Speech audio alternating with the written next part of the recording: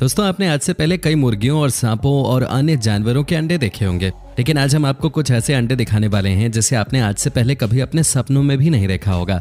इन अंडों को काफी अनोखा अंडा कहा जाता है।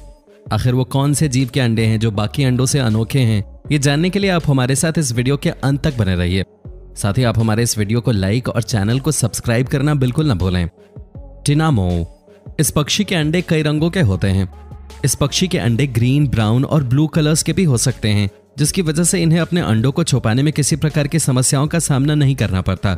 ये पक्षी हरे घास या किसी अन्य स्थान पे काफी सुरक्षित महसूस करने के बाद वहां अपने अंडे देती है। इनके अंडों में काफी ब्राइटनेस होती है, जैसे कि कोई कांच हो।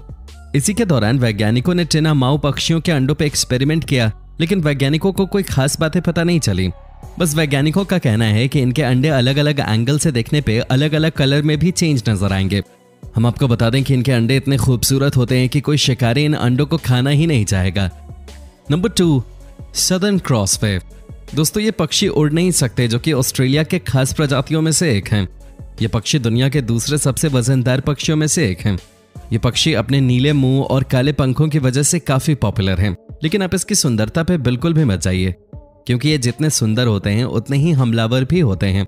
इन पक्षियों के अंडों की बात करें तो इनके अंडे गहरे हरे रंग के होते हैं, और इनके साइज की बात करें तो ये शुतुरमुर्ग के अंडों से थोड़े छोटे होते हैं।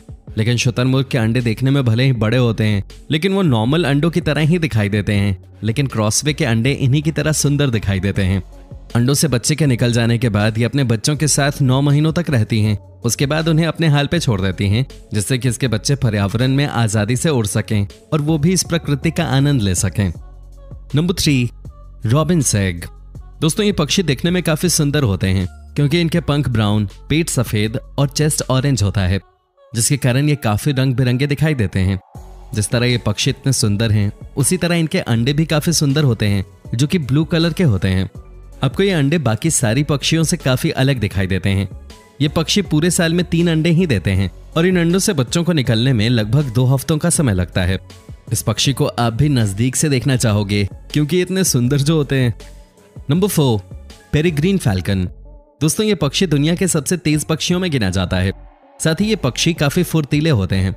ये पक्षी सीधे उड़ते समय थोड़ा धीरे ही उड़ पाते हैं, लेकिन जब ये ऊपर से नीचे की ओर उड़ते हैं तो इनकी स्पीड का कोई जवाब नहीं होता।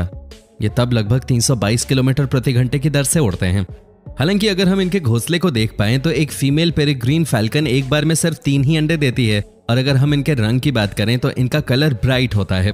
कहीं कहीं इनके अंडों पर डार्क स्पॉट के कारण ये काफी आकर्षक लगते हैं, इसलिए ये अपने अंडों पे हमेशा ही नजर रखती हैं और किसी अन्य जीव को अपने अंडे के पास फटकने तक नहीं देती, और इस प्रकार ये अपने अंडों की सुरक्षा करती हैं। नंबर 5, कॉमन मरी। दोस्तों ये पक्षी ज्यादातर नॉर्थ अटलांटिक में पाए जाते हैं।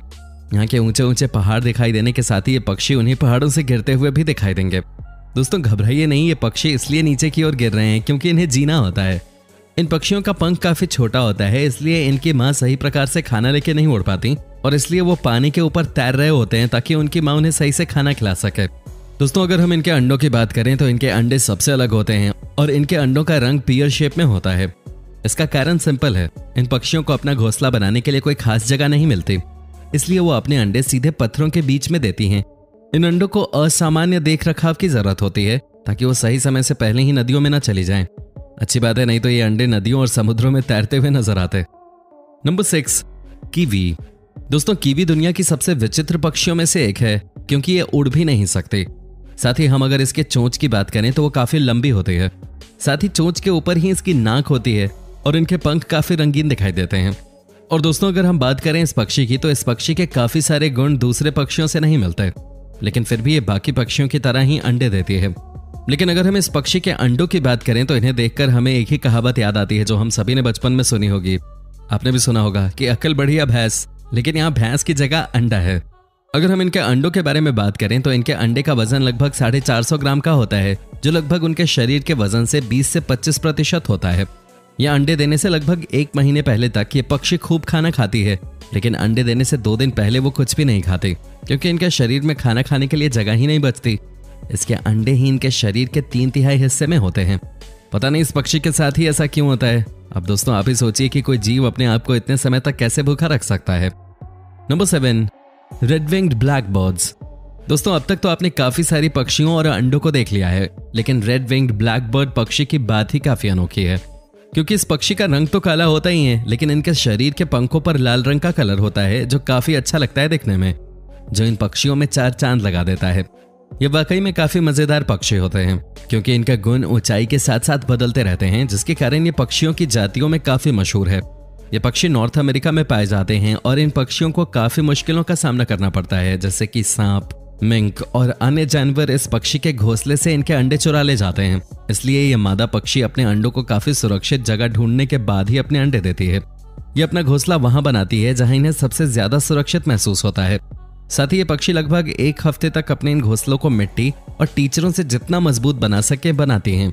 ये अपना घोंसला ज्यादातर ऊंचाई पे ही बनाती हैं, जिनकी ऊंचाई लगभग 5 से 5.30 सेंटीमीटर तक हो सकती है।